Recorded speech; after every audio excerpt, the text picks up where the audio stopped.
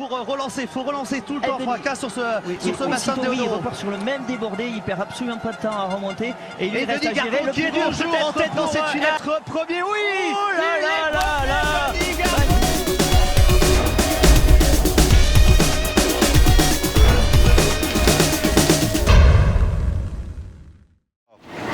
Revenir, inscrire son nom au même rang que celui de son père, Benoît Péchier, le voici. Personnage extrêmement attachant, complètement dans l'esprit olympique, dans l'esprit du sport, le plaisir avant tout, c'est ça qui l'anime en premier lieu. Et vous verrez que ce garçon aura des récompenses, vous verrez que ce garçon fera une grande carrière parce qu'en plus d'être talentueux, il est intelligent comme la plupart de ceux qui pratiquent ce sport. Benoît Péchier est engagé dans la première partie de ce parcours. Et pour le moment, le compteur des pénalités est à 0. C'est bien, c'est très bien même. Lui qui a fait tout à l'heure, lors de la première manche, un sans faute et un temps de 93. On regarde avec beaucoup d'attention ces franchissements de porte. Et encore une fois, le temps est exceptionnel, le temps est excellent. 1 seconde et 81 centièmes d'avance pour Benoît Péchier. Il est en train, n'ayons pas peur des mots, de réaliser la manche de sa vie, la course de sa vie, Benoît Péchier.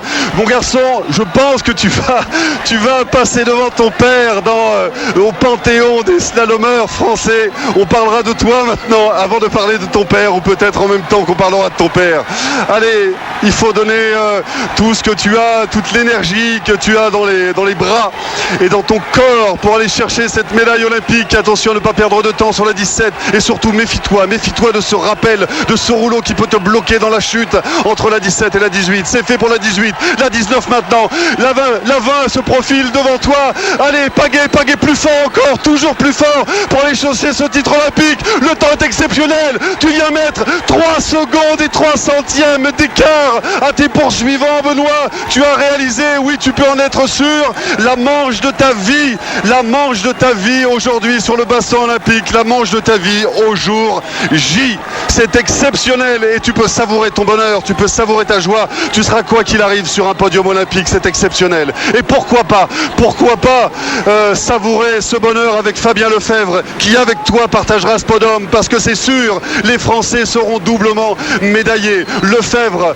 probablement à la 3e place ou à la seconde si Walsh échoue dans sa finale, et Péchier sera ou médaille d'or, c'est-à-dire champion olympique en titre, ou médaille d'argent. Regardez Fabien Lefebvre qui savoure. Pour le moment, Péchier premier, Lefebvre est 2e. C'est un triomphe absolu pour le canoë-kayak français. Et il va franchir la dernière porte 20. On regarde le chrono 187,96.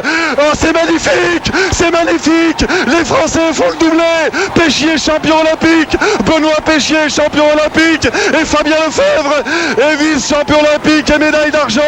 Quelle réalisation extraordinaire des Français, quelle merveille, quelle performance viennent de réaliser nos kayakistes français. C'est vraiment une génération exceptionnelle. Fabien Lefebvre, médaille d'argent, et Benoît Péchier, champion olympique, après le titre de champion du monde de son père en 1969 à Bourg-Saint-Maurice. Schmitt, il est français, il s'appelle Benoît Péchier, il a démarré le canoë-kayak à Vallon-Pont d'Arc, une sorte de mec du canoë-kayak en France. Le voilà, regardez son visage, merveilleux champion que Benoît Péchier.